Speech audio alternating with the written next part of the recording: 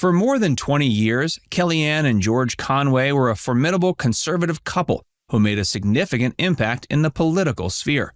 George achieved early legal victories, while Kellyanne played a historic role in the 2016 election, demonstrating that their marriage could not only withstand the competitive environment of Washington, but also flourish within it.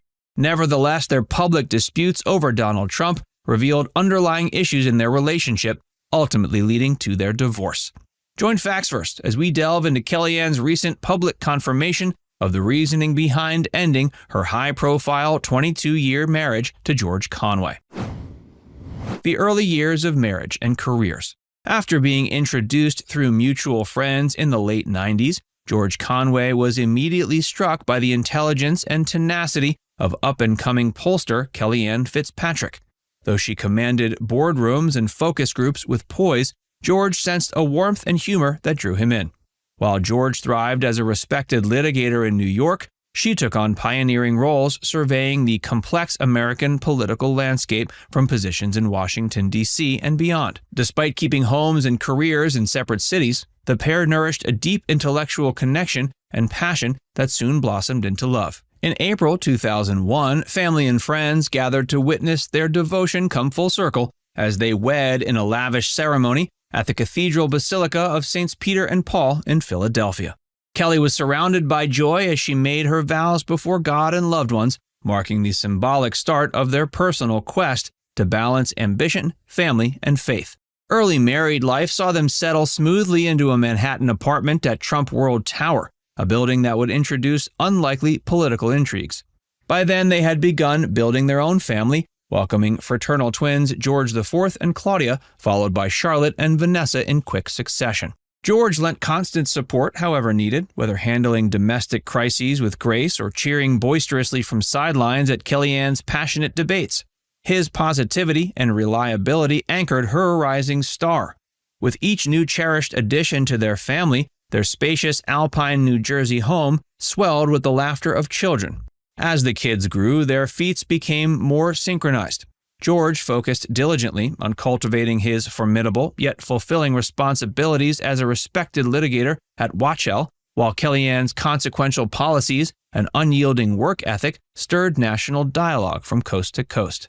Their profound bond anchored each other through career highs and uncertainties alike. Commitment to faith, community, and public service underpinned all else as they inspired onlookers. Disagreements over Trump. When Kellyanne joined Donald Trump's insurgent presidential campaign in 2016, she brought her formidable talents to what many deemed an impossible challenge.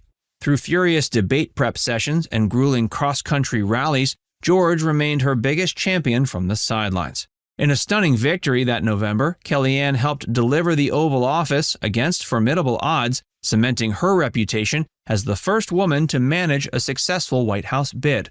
At celebrations that evening, a tearful George beamed with pride.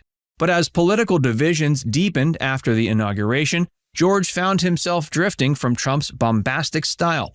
He grew concerned by the unconventional hiring practices and attacks on cherished institutions. As investigations accumulated of Russian electoral interference, George saw warning signs that others dismissed. His legal expertise made him skeptical of unorthodox responses that challenged ethics. When George noticed Kellyanne strained under pressures that compromised her character, he felt obligated to alleviate such burdens publicly. While she disagreed with going against party leadership, George couldn't stay silent and watch her unnecessarily bear the weight alone. His critiques intensified with rising national anxieties, often clashing with ongoing pro-Trump advocacy from his spouse. The situation exacerbated existing family tensions as their opposing stances generated an onslaught of media engulfment and toxicity in their social circles. Meanwhile, Trump antagonized and ridiculed any internal dissent, deepening George's objections further. Friends noticed even cheerful dinners together became minefields of unstated avoidance, hinting the marriage faced its severest test yet. A marriage tested by public feuding. As political tensions rose in late 2018, so too did the temperature of George and Trump's confrontations online. A shrewd legal strategist, George dissected each presidential tweet and decision for logical flaws. inconsistencies in leadership, and concerning behaviors. His threat analyses accurately predicted emerging crises, such as the looming threat of obstruction investigations and the former president's refusal to accept defeat graciously. Meanwhile, Kellyanne remained entrenched in defending even the most unconventional actions as strategically deliberate. The strain took a personal toll she worked furiously to conceal. George felt obligated to relieve some burden by speaking out against certain policies endangering democratic norms and his spouse's character. Kellyanne upheld that dissent from within damaged unity and played into resistance narratives. Tensions erupted in March 2019 after Trump unleashed an erratic weekend Twitter tirade. George stunned onlookers by releasing diagnostic criteria related to narcissistic personality disorder and sociopathy, intimating without outright labeling the assessments. Kelly distanced professionally while privately conceding her husband's merit, though commitment required neutrality. Enraged, Trump unleashed a deluge of insults, personally disparaging George as jealous, wacko, and less successful. As impeachment hearings loomed that fall and polls showed eroding trust in the presidency, George endorsed congressional efforts to curb perceived corruption and restore accountability. Yet for Kellyanne, sworn loyalty necessitated redoubling defenses as attacks multiplied. Their moral differences were painfully apparent, agonizing family and spectators alike gripped by schadenfreude. Their teenager Claudia, distraught watching parents war publicly, soon leveraged platforms to air grievances with both the administration and her inability to reconcile warring kin. By late 2019, friends described George and Kellyanne communicating less as partners repairing divisions, instead perpetually entrenched on divergent fronts of an all-encompassing war of attrition consuming national focus. Confirming the reason for divorce. As Kellyanne took to the airwaves to promote her memoir in early 2022, she revealed new layers to the disillusion of the marriage. She acknowledged growing apart from George in the Trump era, citing his tweets opposing her boss as prioritizing a personal project over their family. While defending her right to counsel presidents without interference, Kellyanne maintained that George was not obligated to stay silent on views, but his strident condemnation breached vows to respect her differing role and shield dissent from children. She sensed George relished antagonizing Trump as a fling, replacing intimacy dissolving between them. George pushed back that his critiques online vented his frustrations, avoiding dragging the administration into their home. As the 2022 midterms neared and Republicans eyed a future beyond Trump, George revealed consulting moderates while Kellyanne hinted regret over sacrifices made for a cause now dividing inheritors. Friends say Claudia embraced emancipation partly to remove herself from the conflict of irreconcilable forces shaping her upbringing. Before politics. Kimberly Ann Guilfoyle was born March 9, 1969. Her mother, Mercedes, was Puerto Rican and died of leukemia when Kimberly was only 11. Her father, Anthony, was an Irish immigrant who was in the Army and then took up construction. Law was her first love. She studied at the University of California, Davis. She got a JD from the University of San Francisco School of Law. She then interned for the district attorney. She earned money to pay for her studies by modeling for Macy's and a bridal magazine.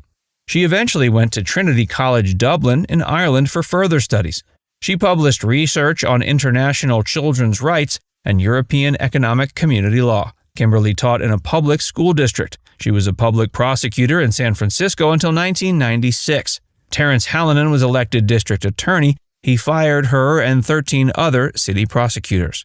She spent 4 years as a deputy district attorney on adult and juvenile cases. Her work earned her several awards, including Prosecutor of the Month. That was enough to make Terrence realize his mistake, and he hired her again in 2000. She served as assistant district attorney of San Francisco from 2000 to 2004. Her work on the second-degree murder case, People v. Knoll and Knoller, earned her national attention in 2002. Working on TV. The attention from Kimberly's early court cases was enough to get Hollywood to come knocking.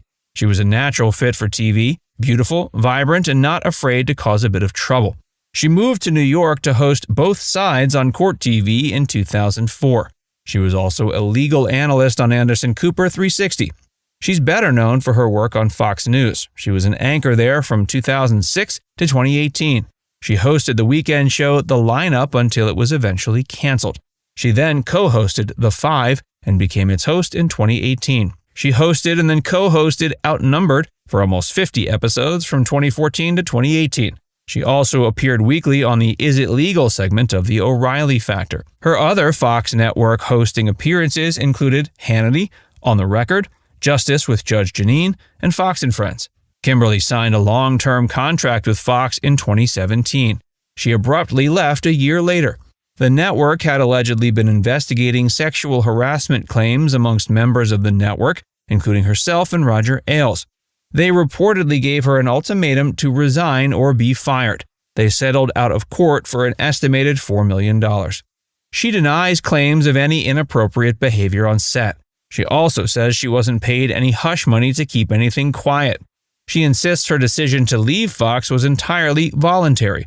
She said, quote, "In my 30-year career working for the San Francisco District Attorney's Office, the LA District Attorney's Office, in media and in politics, I have never engaged in any workplace misconduct of any kind. During my career, I have served as a mentor to countless women, with many of whom I remain exceptionally close to this day." Other former co-workers were on her side. Alexandra Priet is her longtime friend and says the claims are false.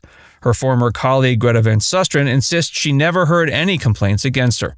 Sergio Gore, chief of staff for Trump's Victory Finance Committee, said she would never do anything like that. The allegations didn't end her appearances behind the camera, though. She began hosting her own show on the video platform Rumble in February of 2023. Supporting Trump's campaign. Kimberly took to politics after leaving Fox. She joined America First Policies. The pro-Trump super PAC helped campaign for Republicans during the 2018 midterm elections. She was reportedly considered as a press secretary but lost the position to Sean Spicer. Her co-host of The Five, Bob Beckel, said she turned down the job.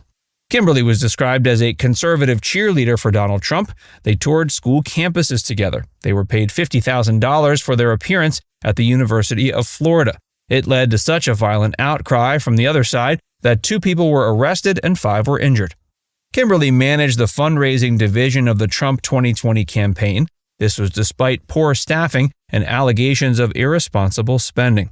She gave an infamous speech supporting Trump in August of 2020. President Trump is the leader who will rebuild the promise of America and ensure that every citizen can realize their American dream. Ladies and gentlemen, leaders and fighters for freedom and liberty and the American dream, the best is yet to come. Certain onlookers called it loud and unhinged. Others called it passionate. Kimberly also joined the Save America March on January 6, 2021, which led to the attack on the Capitol. She was reportedly paid $60,000 for a 2.5-minute rallying speech and dance. It gave hints about her position and future relationships. And it gives me great pleasure to be able to stand and fight throughout this country with one of the greatest Americans I have the pleasure to know, and that is Donald Trump Jr., the president's son. Let's give him a warm welcome, and let's show the president when he comes how much we love him. God bless America. God bless our president. And ladies and gentlemen, the best is yet to come. Her relationships. Gavin Newsom. Kimberly met Gavin at a Democratic fundraiser for John Burton. Attorney Art Groza introduced them and they hit it off. She married Gavin in December 2001. That was during his first 2 years as mayor of San Francisco and his term as governor. They appeared together in the September 2004 issue of Harper's Bazaar. The world seemed to believe in them, affectionately dubbing them as the new Kennedys. It didn't last, though, and the pair divorced February 28, 2006. They cited the difficulties of staying married while living so far apart. He said it had, quote, taken a huge toll personally. The transcontinental marriage is tough. The only godsend is that we don't have kids. You give up your life in the traditional sense. The couple grew apart over time. At first, they supported each other and had nothing but nice words to say. Later reports saw each of them saying that time had changed them. There was a further wrinkle thrown in later. It was revealed Gavin was having an affair with Ruby Rippery Tork, the wife of his former campaign manager and deputy chief of staff Alex Tork. He publicly apologized for it the day after the news broke. No one is sure whether Kimberly knew about the affair before she divorced him. Gavin didn't marry Ruby, though. He instead married documentary filmmaker Jennifer Seibel Newsom in 2008. They now have 4 children. Eric Valenci. Kimberly married furniture heir Eric Valenci on May 27, 2006. They were married at a resort in Barbados. She had their first son Ronan Anthony on October 4, 2006. Kimberly was ecstatic and called him the most beautiful blessing. The birth wasn't enough to save their failing relationship, though. They divorced in November of 2009. They co-parent him together, and she says he's a great father. Donald Trump Jr. Vanessa Trump divorced Donald Trump Jr. in July of 2018. She revealed who her ex was dating that June. She also defended any backlash this love interest would face. She commented on a post about, quote, "the lengths people will go to attack a woman simply because she's dating Don." She also said, quote, "We've been separated for over 9 months and respect each other's decisions and privacy. We'll focus on raising our great kids." The woman, of course, was Kimberly. She reports they'd known each other for years, but it only took one date for sparks to start flying. The couple have also looked for places to settle down with his 5 children, Spencer, Tristan, Donald Trump III, Chloe, and Kai, as well as her son. They're excited to blend their 2 families. They bought a $4.4 million home in the Hamptons together, but sold it in March of 2021 for $8.14 million. Then they bought a $9.7 million home in Jupiter, Florida that same month. They were engaged December 31st, 2020. They didn't make the news public, though, until January of 2022. My name is Pete Hegseth, and I have been with Fox News for 7 years. One of my first assignments on the Fox and Friends team was to do Breakfast with Friends. And when they first asked me to do it, I'll be honest, I didn't really get it. This is Jean and Ray. They have breakfast here every morning together. Pretty soon I'm in the back flipping pancakes. And every time I'm flipping a pancake, or I'm eating a pancake, or I'm trying the local special. Pancake Pete Hegseth is live. The rise of Pete Hegseth. Pete's journey from a small-town Minnesota boy to a prominent Fox News personality is a tale of ambition, military service, and political maneuvering. Born June 6, 1980 in Forest Lake, Minnesota, Hegseth showed promise early on. He was a valedictorian of his high school class and an all-state basketball player. His time at Princeton University was pivotal in shaping his conservative views. As the publisher of the Princeton Tory, a conservative student publication, he honed his skills in articulating right-wing perspectives. His involvement in the ROTC program there foreshadowed his future military career. I got a call from one of my senior officers saying, "You can stand down. We don't need you." I said, "What do you mean you don't need me? Everybody's going." He said, "No, your orders have been revoked. Don't worry about it. It's cool." The implication is you're an extremist or you're a threat. Military service. After graduating from Princeton in 2003, he embarked on a military career that became a cornerstone of his public persona. He served in Guantanamo Bay, Cuba, as an infantry platoon leader with the Minnesota National Guard. His service continued in Baghdad and Samarra, Iraq, where he held positions as an infantry platoon leader and civil military operations officer. His military accolades include 2 Bronze Star medals and a Combat Infantryman badge, testifying to his valor in service. Conservative activism and political aspirations. Upon returning from Iraq, Hegseth wasted no time in positioning himself within conservative circles. He briefly worked at the Manhattan Institute for Policy Research before taking on the role of executive director at Vets for Freedom in 2007. This organization advocated for greater troop presence in Iraq and Afghanistan. In 2012, Hegseth made his first foray into electoral politics, running for the Republican nomination for the U.S. Senate seat in Minnesota. Though he withdrew from the race before the primary, this campaign marked his transition from a behind-the-scenes activist to a public political figure.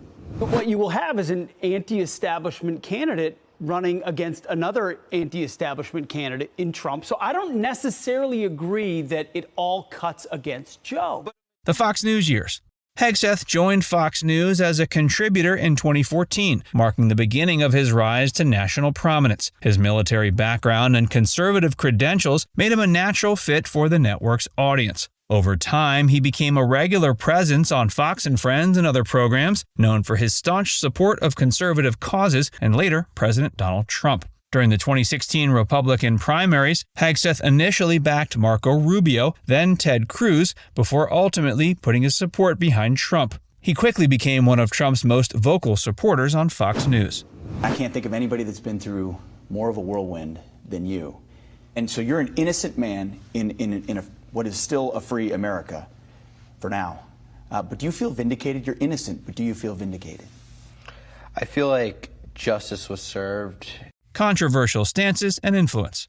Hegseth's tenure at Fox News has been marked by controversy and accusations of blurring the lines between journalism and advocacy. In May 2019, it was reported that he'd been privately lobbying President Trump to pardon several U.S. military service members charged with war crimes. This behind-the-scenes advocacy, while simultaneously discussing these cases on air without disclosure, raised ethical questions about his role as a news personality. His strong support for Trump's policies often led to contentious on-air moments. For instance, in January 2020, following the killing of Iranian General Qasem Soleimani, Hegseth not only expressed strong support for Trump's decision, but also called for more aggressive action, suggesting that the U.S. should bomb Iranian cultural sites if they were storing weapons. Pete's a great dad. He approaches fatherhood like he does everything else, hands-on and 100%. When he was in Afghanistan, he bent over backwards to make sure that he kept his role as a father present, and that was incredibly important. Gunnar never forgot who his dad was, and he's young. Personal life and public scrutiny.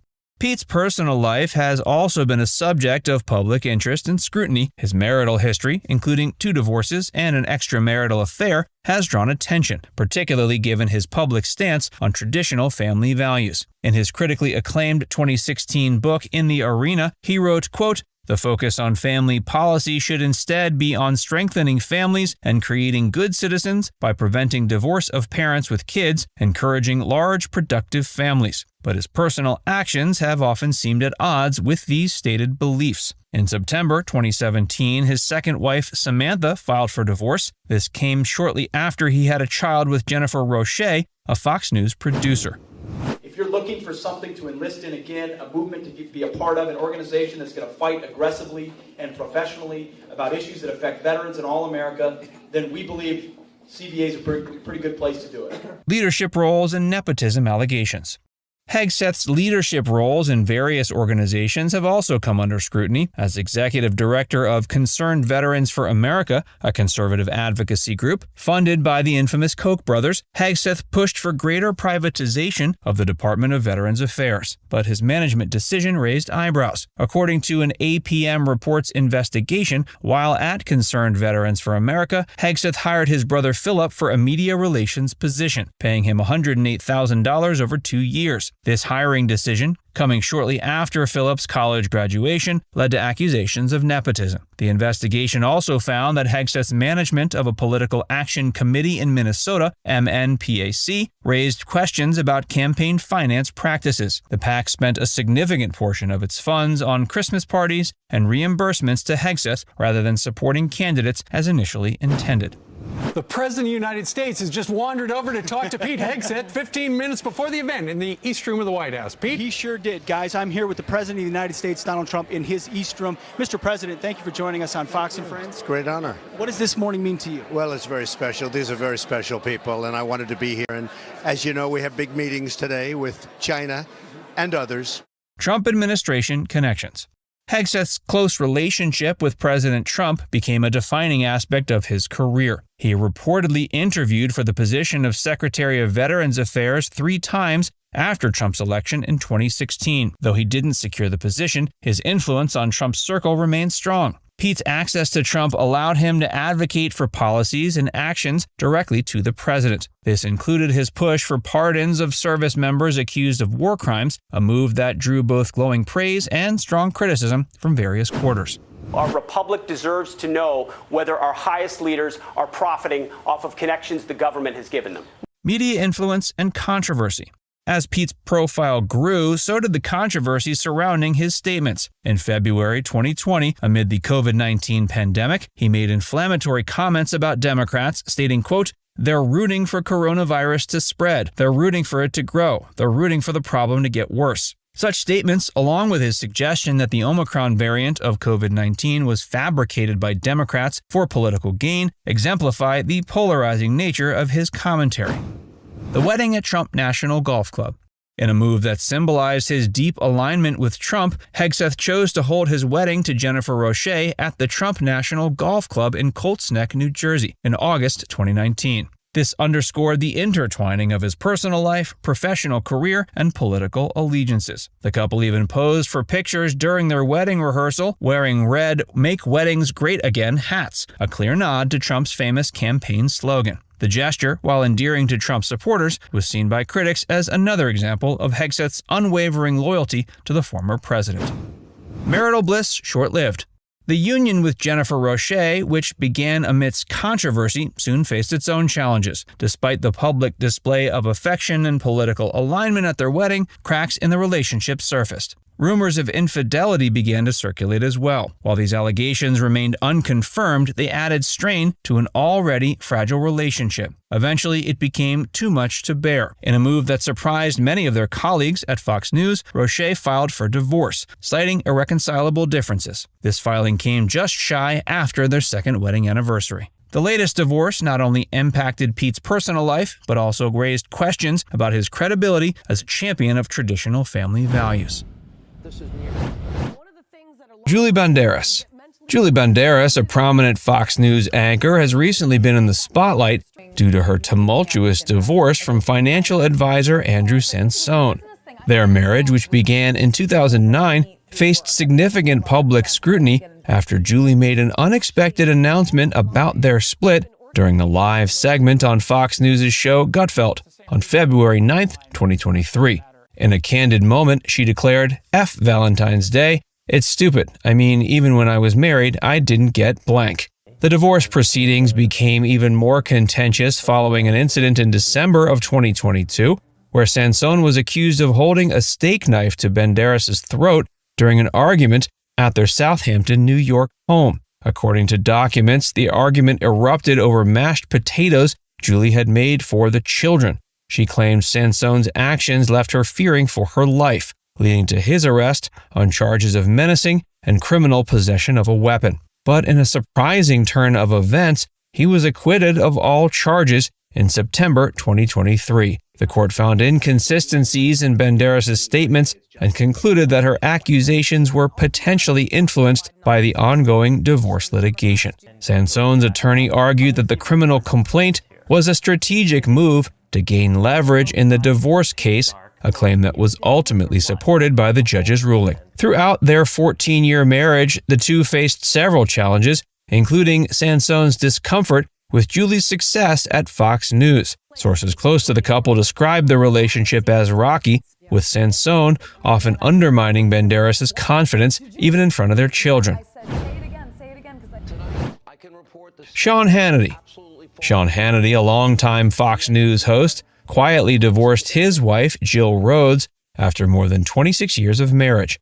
The couple's separation, which began several years before their divorce was finalized, remained largely out of the public eye until 2020. Hannity and Rhodes, who married in 1993, have 2 children together, Patrick and Mary Kelly. Despite the divorce, they've maintained an amicable relationship, focusing on co-parenting their children and continuing to share family activities like attending tennis tournaments and celebrating holidays together. Rhodes and Hannity first met in the early 90s when Hannity was working at WVNN Radio in Huntsville, Alabama, and Rhodes was a political columnist for the Huntsville Times. Their relationship quickly developed, leading to their marriage in 1993. Hannity has often credited Rhodes with much of his success, dedicating his first book, Let Freedom Ring, to her and their children. Their divorce was kept secret for more than a year before being made public in June of 2020. In a joint statement, they emphasized their commitment to co-parenting and maintaining a close relationship for the sake of their children. Despite their separation, Hannity and Rhodes continued to have family dinners and maintain close ties with each other's families. A statement was made by their reps that said, quote, "Sean and Jill are committed to working together for the best interests of their children." Amicable agreements were entered into over 4 years ago between Sean and Jill. Megyn Kelly. Megyn Kelly, a former Fox News anchor, has had a notable personal life alongside her high-profile career. She was first married to Dr. Daniel Kendall, an anesthesiologist, from 2001 until their divorce in 2006. Their relationship began in Chicago, where they met at a street festival while Kendall was a medical student and Kelly was practicing law. Despite a romantic entanglement in Paris and a seemingly strong start, the marriage eventually fell apart. Kendall later explained their differing life goals and mutual need for more emotional support were significant factors in their split. Quote, "It's fair to say I wanted to start a family at some point, but she wasn't at that point. And yes, after we split, that is what we told neighbors. But really there was more to it than that. She probably needed more emotional support than I could give her, and the same for me." Following her divorce, Kelly met Douglas Brunt, a novelist and former tech CEO, on a blind date, arranged by friends. Their relationship quickly blossomed, and they married in 2008. Kelly and Brunt have 3 children, Edward, Yardley, and Thatcher. Brunt left his position as CEO of Authentium to pursue a career in writing, publishing several successful novels. The couple has maintained a strong partnership despite the pressures of Kelly's media career and Brunt's transition to full-time writing. Bill O'Reilly. Bill O'Reilly's divorce from Maureen McPhilmy was notably contentious and public. The couple, who married in 1996, separated in 2010 and finalized their divorce in 2011. Their split led to a prolonged and highly publicized custody battle over their 2 children. During this battle, McPhilmy accused O'Reilly of physically abusing her, specifically alleging that he dragged her down a staircase by the neck in front of their daughter. A statement at the time said, quote, "A court-appointed forensic examiner testified at a closed hearing that O'Reilly's daughter claimed to have witnessed her father dragging McPhilmy down a staircase by her neck, apparently unaware that the daughter was watching." The precise date of the alleged incident is unclear, but it appears to have occurred before the couple separated in 2010. The same source indicated that the daughter, who is 16 years old, told the forensic examiner about the incident within the past year. O'Reilly has vehemently denied these allegations, calling them 100% false. His legal issues didn't end with the divorce, though.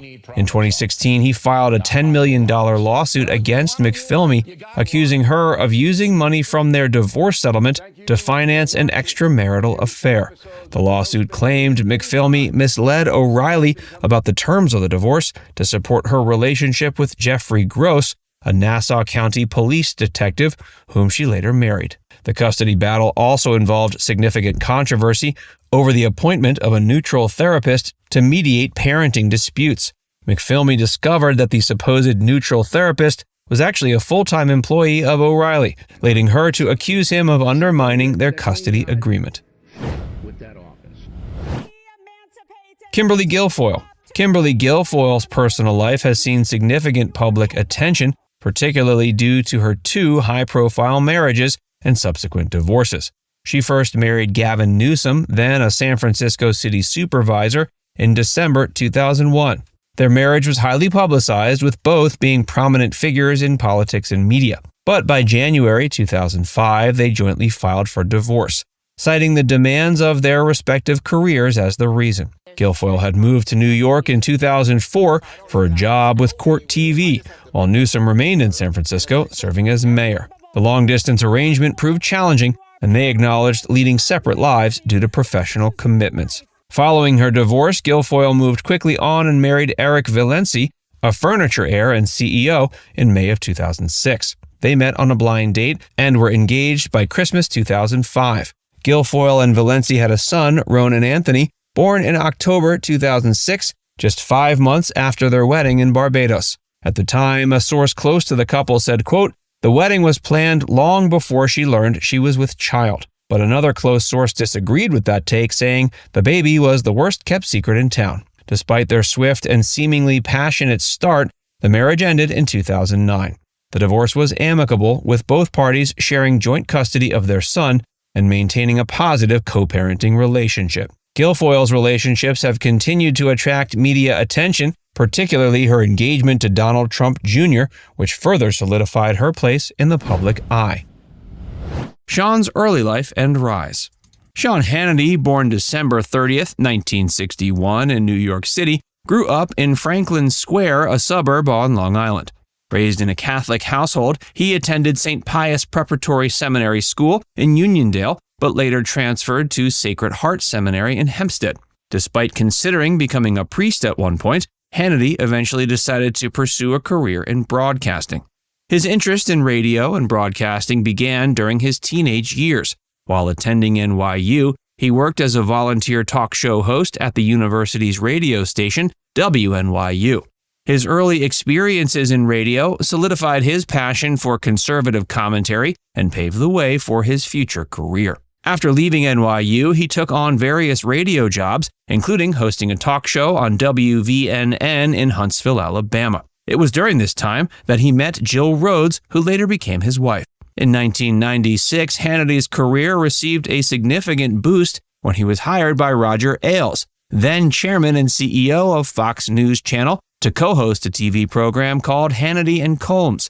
The show, which paired Hannity with liberal commentator Alan Colmes, became a staple of Fox News' programming lineup. Hannity's conservative viewpoints and articulate debating skills quickly gained him a large following.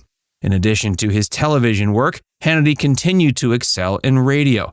He launched The Sean Hannity Show in 2001, which quickly became one of the most popular radio talk shows in the U.S.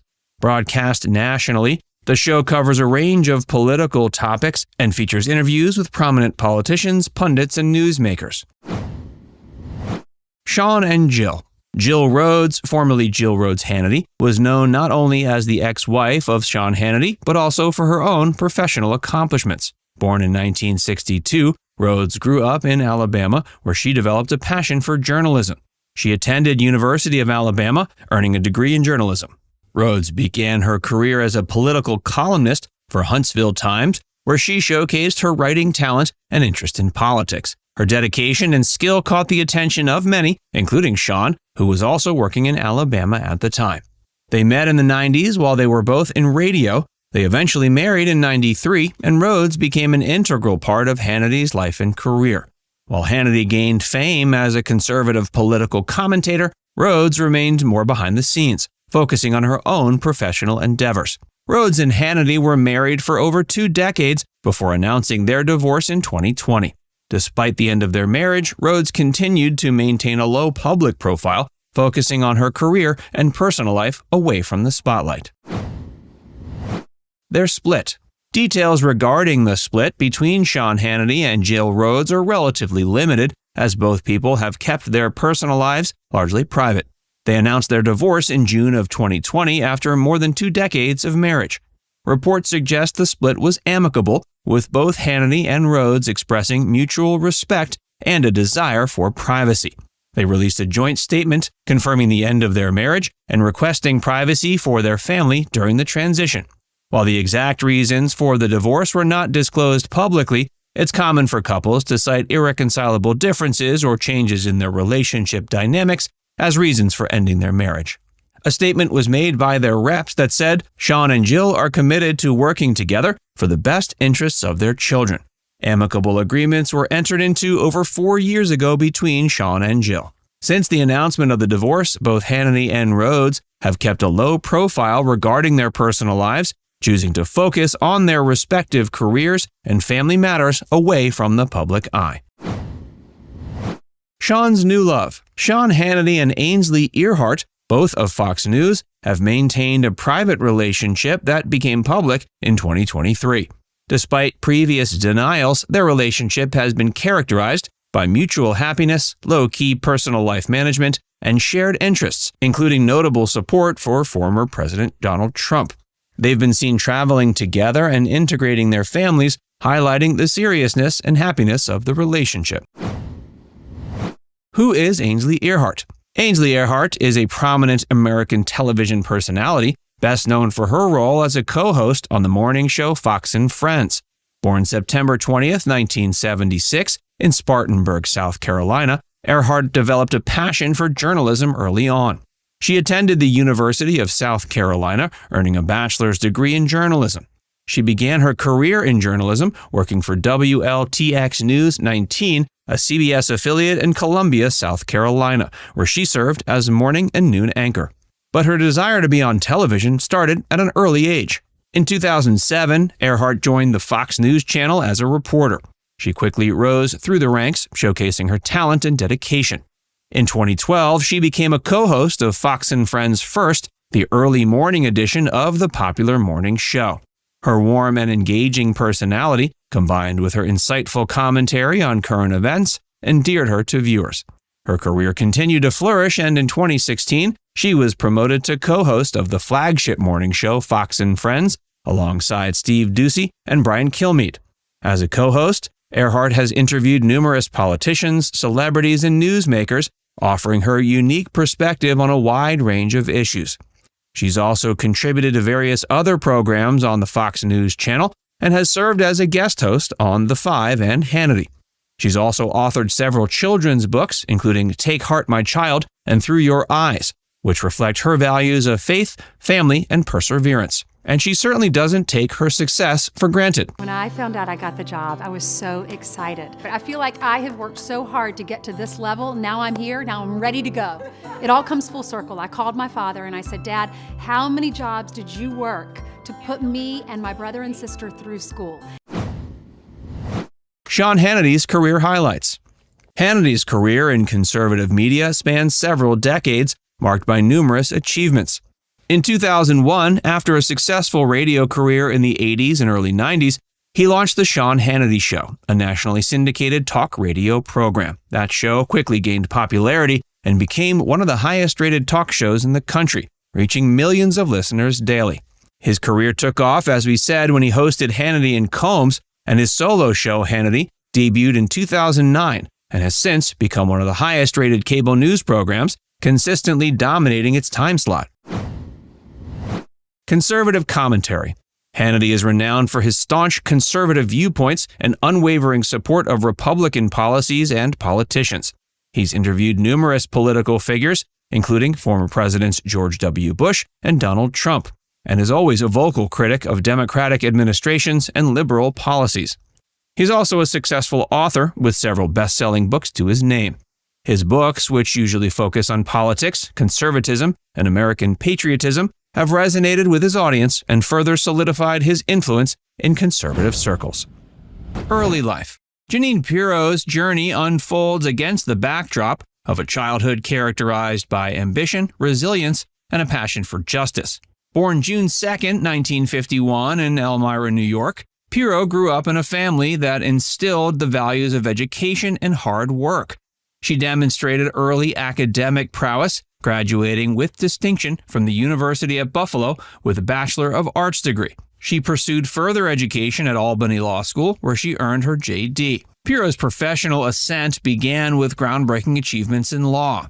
She made history as one of the first female judges in Westchester County, New York, breaking barriers and paving the way for future generations of women in the legal profession. Her tenure as a judge showcased her sharp legal acumen and unwavering commitment to upholding justice. The trajectory of her career took a significant turn when she entered the political arena. Her skills and dedication led to her appointment as Westchester County's first female district attorney in 1994, a role she held until 2005. During her tenure, she garnered national attention for her relentless pursuit of justice in high-profile cases, particularly those involving domestic violence and child abuse.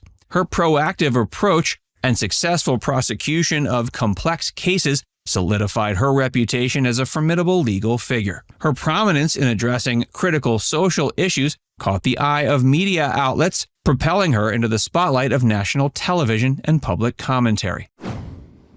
Jeanine and Al.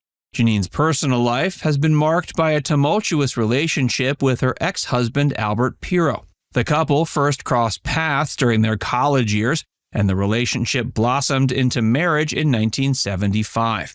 Initially, the union seemed promising, but it soon faced challenges amplified by the demands of their respective careers and reported strains within the relationship. Over the years, rumors of infidelities surfaced, adding to the complexities of their marriage. They remained together for over 3 decades, but the relationship took a public turn in 2007 when news of their impending divorce became widely known. The divorce proceedings attracted significant media attention, shining a spotlight on the personal struggles of a high-profile couple. Details of their legal battles and personal conflicts became topics of public interest.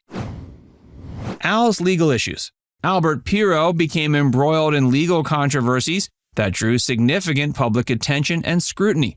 In 2000, he faced charges of tax evasion related to his business dealings, leading to a highly publicized trial and subsequent conviction. The legal proceedings not only impacted Pirro personally, but also cast a shadow over the Pirro family's public image. His conviction resulted in a sentence of 29 months in federal prison, marking a challenging period for both him and Jeanine Pirro. The aftermath of his legal troubles extended beyond his time in prison. The case raised questions about his financial transparency and ethical standards in business practices, sparking debates and discussions in legal and financial circles. The repercussions of the conviction reverberated throughout Jeanine's career as well, prompting public scrutiny and media inquiries into the couple's financial affairs and lifestyle. The saga took a surprising turn in 2020 when President Donald Trump issued a presidential pardon to Pirro. The pardon, granted during the final days of Trump's presidency, stirred controversy and raised eyebrows due to Pirro's connection to Jeanine, who was a vocal supporter of Trump and a prominent figure in conservative media. The pardon ignited debates about the use of presidential pardons, particularly in cases involving people with political connections. Jeanine's career highlights. Jeanine's career is punctuated by notable achievements and a diverse range of roles that shaped her public image. As we covered, she was one of the first female judges in Westchester County, New York. She served as the first female DA from 1994 to 2005. Her tenure was marked by a proactive approach to law enforcement and a commitment to victims' rights. She transitioned seamlessly into the realm of television and media, becoming a familiar face on national networks. Her role as a legal analyst and host on programs like Fox News' Justice with Judge Jeanine showcased her sharp legal expertise and engaging communication style. Her television presence not only expanded her audience, but also solidified her reputation as an influential voice in political commentary and legal analysis. In addition to her television work, she's authored several books that delve into legal and political topics, further establishing her as a thought leader in conservative circles. Her books, including Liars, Leakers, and Liberals, The Case Against the Anti-Trump Conspiracy, and Radicals, Resistance, and Revenge, The Left's Plot to Remake America, have garnered attention and contributed to public discourse on contemporary issues. Recent years. In the past decade, Pirro has remained a prominent figure in the media landscape. One notable aspect of her recent endeavors is her ongoing presence as host of the popular TV show Justice with Judge Jeanine on Fox News.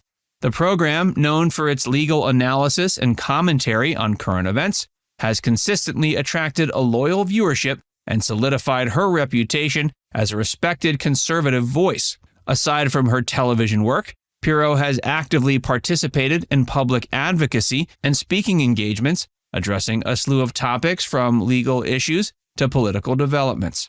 And her involvement in writing and publishing has continued to flourish in the past decade. She's authored several books that explore contemporary political and social issues.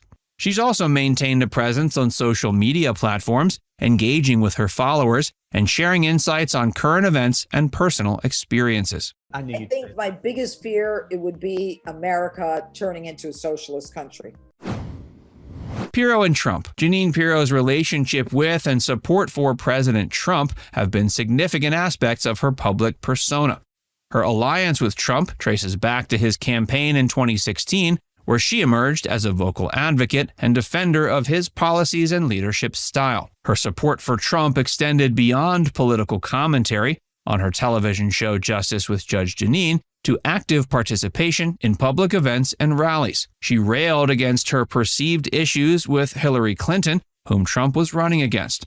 She took a hard-line stance against Secretary Clinton's private email server, even going so far as to say it didn't matter if she was guilty of anything. And irrespective of what happens to her, whether she's indicted or even guilty, it doesn't matter. Her guilt is a moot point. She cannot take the Oval Office. Throughout Trump's presidency, Pirro remained a steadfast ally, frequently praising his initiatives and defending Trump against criticism from opponents and the media. But her support for Trump has not been without controversy. Her staunch defense of the president during turbulent periods, such as impeachment inquiries and legal challenges, have drawn criticism, reflecting the polarizing nature of Trump's presidency. My marriage between my husband is really between me and God, not between me and the government. Lauren Boebert, the firebrand Republican congresswoman from Colorado, is best known for her unwavering support of gun rights and her, shall we say, provocative statements on the House floor. Her polarizing presence in American politics has made her a lightning rod for both admiration and criticism. But recently, her personal life has taken center stage, overshadowing her political career. In a shocking turn of events, she filed for divorce from her husband of nearly 2 decades. The timing and circumstances have left many wondering what could have prompted such a sudden and drastic change. Join us as we explore the sequence of events that led to Lauren ending her marriage and the implications this might have for her political future. Early life. I am so ready to get down to the people of Rifle and Garfield County. Come out and see us. It's going to be a great time. Lauren Opal Roberts was born December 19, 1986, in Altamont Springs, Florida. Her early years were marked by instability, with her mother, Shauna Roberts Benz, only 18 at the time of Lauren's birth. The identity of her biological father remains unknown, though there was speculation at one point about professional wrestler Stan Lane being her father. This was later disproven by DNA tests. Lauren's childhood was shaped by frequent moves and changing family dynamics. At age 4, her mother took her to Colorado, then back to Florida, before finally settling in Colorado with a man who became Lauren's stepfather. The family moved around Colorado, living in the Montbello neighborhood of Denver and Aurora, before ultimately settling in Rifle in 2003. Her educational journey was somewhat non-traditional. She dropped out of high school during her senior year in 2004 when she became pregnant with her first child. It wasn't until 2020, just before her first election primary, that she earned her GED. During her teen years and early adulthood, she worked various jobs to support herself and her family. She started as an assistant manager at a McDonald's in Rifle, a job she later credited with shaping her views on government assistance and self-reliance. After marrying Jason Boebert in 2007, she took a job filing for a natural gas drilling company and later became a pipeliner, working on teams that build and maintain pipelines and pumping stations. Rise to political prominence. Her path to political prominence began with her activism and business ventures. In 2013, she and her husband opened Shooter's Grill in Rifle, Colorado. The restaurant gained national attention for its unique concept: servers openly carrying firearms while working. Boebert claimed she obtained a concealed carry permit after a man was, quote, beaten to death by another man's hands outside of her restaurant, though this claim was later found to be mostly erroneous. The actual incident, if you're curious, involved a man who died from a methamphetamine overdose about a block away from the restaurant.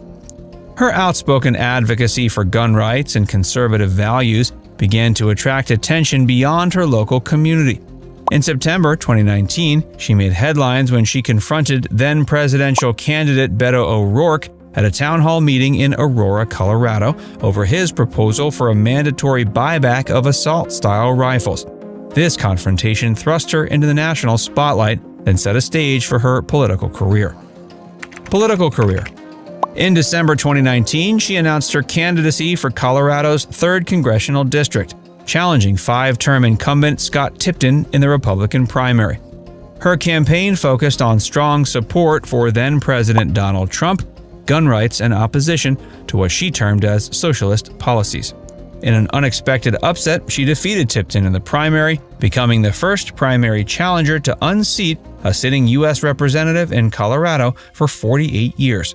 She won the general election against Democrat Dianne Mitch Bush, taking office in January 2021. She quickly aligned herself with the most conservative wing of the Republican Party, joining the Freedom Caucus and becoming known for her provocative statements and unwavering support for Trump. Since then, she's been a vocal opponent of COVID-19 restrictions, gun control measures, and what she sees as government overreach. Personal life and divorce. Police showed up. They asked Lauren Boebert's husband to cooperate. He clearly didn't. His language was, frankly, over the top. Boebert's personal life has been eventful. She married Jason Boebert in 2007, and together they have 4 sons. The marriage had its challenges, though.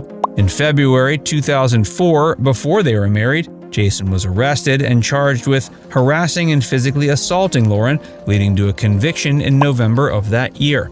Throughout their marriage, the Boeberts faced various legal and financial challenges. Jason worked in the oil and gas industry and later helped run their restaurant, Shooter's Grill.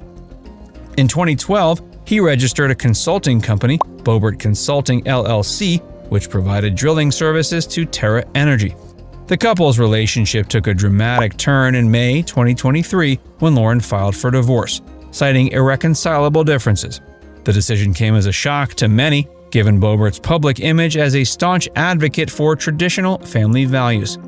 The divorce was finalized October 10, 2023, marking the end of their 18-year marriage. The aftermath has been tumultuous. In January 2024, Jason was arrested for a domestic violence incident.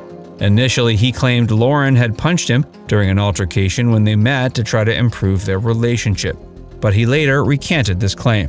In a separate incident, Jason was accused of assaulting their 18-year-old son and brandishing a gun when the son attempted to call authorities during an argument over laundry.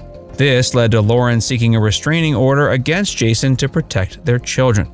She initially wanted the order extended, expressing fears that Jason's anger towards her might be taken out on their sons, but she later requested the order be dropped after they reached a, quote, strict agreement. Controversies and public incidents.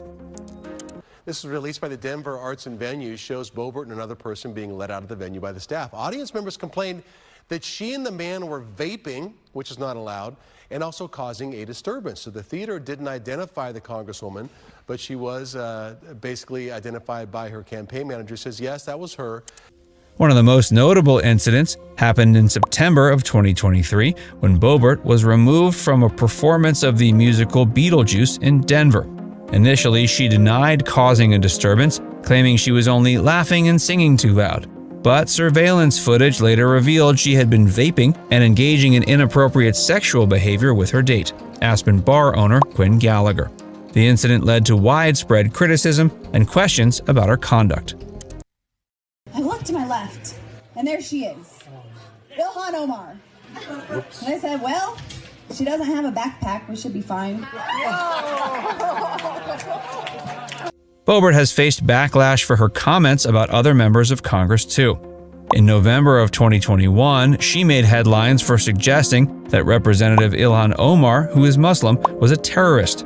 She later apologized to, quote, anyone in the Muslim community I offended with my comment about Representative Omar, but the incident strained relationships across party lines. Her actions during the January 6, 2021 Capitol attack have also been scrutinized. On the morning of January 6, she tweeted, "Today is 1776, which many interpreted as encouraging the mob outside the U.S. Capitol. Later that day, during the insurrection, she tweeted about Speaker Nancy Pelosi's whereabouts, raising concerns about security. Her stance on election integrity has been another source of controversy. She's repeatedly made statements alleging fraud in the 2020 election, despite a lack of any evidence to support these claims. Public persona and media presence. Thank you, Mr. Chair. I rise in favor of my amendment, which prohibits Department of Defense Education Activity schools from purchasing and having pornographic and radical gender ideology books in their libraries. Boebert has cultivated a distinctive public image as a firebrand conservative and staunch Trump supporter. Her confrontational style and provocative statements have made her a frequent subject of media attention, both positive and negative. She's particularly active on social media, using platforms like Twitter to communicate directly with supporters and critics alike. Her posts often generate significant engagement and controversy, contributing to her high profile in national politics. Her Her background as a small business owner and her unconventional path to politics have been central to her public narrative. She often presents herself as an outsider fighting against the Washington establishment, a message that resonates with many of her supporters. But her frequent controversies and personal scandals have also shaped public perception. Critics argue her behavior detracts from serious policy discussions. The rise and fall of Bill's marriage. Bill O'Reilly, the renowned conservative political commentator and longtime host of the popular Fox show The O'Reilly Factor, seemed to have it all: a thriving career, a devoted audience, and a picture-perfect family. But behind closed doors, his personal life was far from the idyllic image he projected to the public. O'Reilly had been married to Maureen McPhilmy, a public relations executive, since 1996. The couple had 2 children together, a daughter and a son, and appeared to be the epitome of a happy, successful family. O'Reilly often spoke fondly of his wife and children on the show, painting a picture of a strong, united household. But as the years went on, cracks began to show in their perfect marriage. Rumors swirled about O'Reilly's temper and controlling nature, with some insiders claiming that he could be difficult and demanding both at work and at home. But in 2010, the illusion was shattered fully when O'Reilly and McPhilmy quietly separated. The split sent shockwaves through the media world, with many wondering what could have driven the seemingly happy couple apart. Speculation ran rampant, with some pointing to O'Reilly's alleged infidelities and others claiming McPhilmy had simply grown tired of his domineering ways. For months, the couple managed to keep their separation under wraps, with O'Reilly continuing to wear his wedding ring on air and making no mention of his marital troubles. But in 2011, the truth finally came out when McPhilmy filed for divorce, citing irreconcilable differences. The divorce proceedings were bitter and acrimonious, with both sides trading barbs and accusations in court. McPhilmy claimed O'Reilly had been emotionally abusive and controlling throughout the marriage, while O'Reilly accused his ex-wife of using their children as pawns in the divorce battle. In the end, the court awarded McPhilmy primary custody of the couple's 2 children, a decision that reportedly infuriated O'Reilly. He was granted visitation rights, but the damage to his relationship with his children had already been done. The fallout from the divorce was far-reaching, with many of O'Reilly's fans expressing shock and disappointment at the revelations about his personal life. Some called for his resignation from Fox News, claiming he had lost all credibility as a moral authority figure. But O'Reilly continued to weather the storm, hosting his show and maintaining his position as one of the most powerful voices in conservative media. Disturbing accusations emerge. As Bill's divorce was finalized, disturbing accusations began to surface about the conservative commentator's behavior behind closed doors. The most shocking of these allegations came from O'Reilly's own daughter, who claimed to have witnessed a horrifying incident of domestic violence between her parents. According to court documents, O'Reilly's teenage daughter told a court-appointed forensic examiner she had seen her father dragging her mother down a staircase by her neck. The alleged incident was said to have occurred at the family's home in Manhasset, New York, before their separation in 2020. When asked about the validity of his daughter's allegations, O'Reilly had this to say, quote, "All allegations against me in these circumstances are 100% false. I am going to respect the court-mandated confidentiality put in place to protect my children and will not comment any further." The revelation of this alleged act of violence sent shockwaves through the media world, with many wondering how a man who had built a career on promoting family values and traditional morality could be capable of such a heinous act.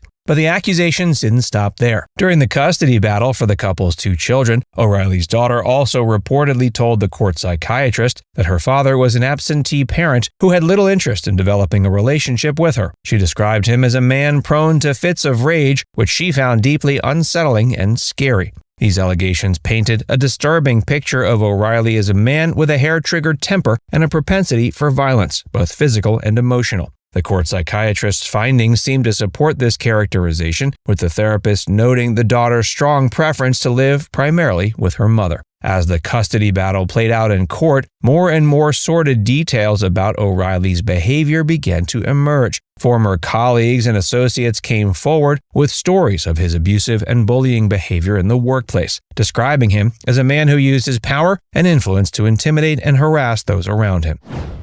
O'Reilly's retaliations and underhanded tactics. As the custody battle raged on, the Fox News host began to employ a series of retaliatory and underhanded tactics to gain the upper hand. One of his first moves was to try to launch a police investigation into McPhilmy's new boyfriend, a Nassau County detective named Jeffrey Gross. O'Reilly, who had a long-standing connection to the Nassau County Police Department, reportedly used his influence to push for an internal affairs investigation into Gross. The aim was unclear, but many speculated O'Reilly was trying to dig up dirt on his ex-wife's new partner to discredit him and gain leverage in the custody battle. The gambit ultimately failed, and the Nassau County Police Department did not pursue the matter further. O'Reilly soon turned to even more underhanded tactics in his quest to gain control over his children. In a move that shocked many observers, he secretly hired the court-appointed neutral therapist, a woman named Lynn Kulikowski, as a full-time nanny for his children. The move was a clear violation of the custody agreement, which had designated Kulikowski as an impartial arbiter in any disputes between O'Reilly and McPhilmy. By hiring her as a member of his household staff, O'Reilly had effectively undermined the integrity of the agreement and raised serious questions about Kulikowski's ability to remain neutral. But Bill didn't stop there. In a move that many saw as a direct attack on his ex-wife's character, he began to pressure McPhilmy to stop saying that her new marriage to Detective Gross was valid in the eyes of the Catholic Church. O'Reilly, who had long been a vocal advocate for traditional Catholic values, reportedly used his connections within the church to have McPhilmy formally reprimanded by her parish priest. The move was seen as a particularly low blow by O'Reilly, who seemed willing to use his religious beliefs as a weapon against his ex-wife. But perhaps the most shocking revelation of all came when it was discovered O'Reilly was secretly seeking an annulment of his 15-year marriage to McPhilmy. This move was seen as a particularly egregious attempt to erase the memory of his ex-wife and their 2 children. A pattern of impropriety and abuse of power. Did you ever send a lewd text or email to another employee at Fox News? No. Did you ever have any human resources cases brought against you? Not in 42 years. The New York Times. Wait. All right, I've been in this business. I've worked for 12 companies. Not one time did I have any interaction with HR, any complaints filed against me. As these disturbing details came out, it became clear that these revelations were part of a larger pattern. The allegations of domestic violence and underhanded tactics in his personal life were shocking enough on their own, but they took an even more sinister cast when viewed in the context of the numerous sexual harassment allegations that had been leveled against O'Reilly over the course of his tenure at Fox. The first of these had surfaced in 2004, and then in 2016 it was revealed that O'Reilly and Fox News had settled multiple sexual harassment lawsuits over the years, paying out millions of dollars to buy the silence of the accusers. As the allegations continued to mount, advertisers began to flee his show in droves. The public outcry was deafening, with many calling for the network to take action against its star host. Finally, in April 2017, Fox News announced that O'Reilly would be leaving the network after more than 2 decades on the air. Now it's time to hear from you. Are you still a fan of Bill O'Reilly despite all these allegations? Let us know in the comments section below.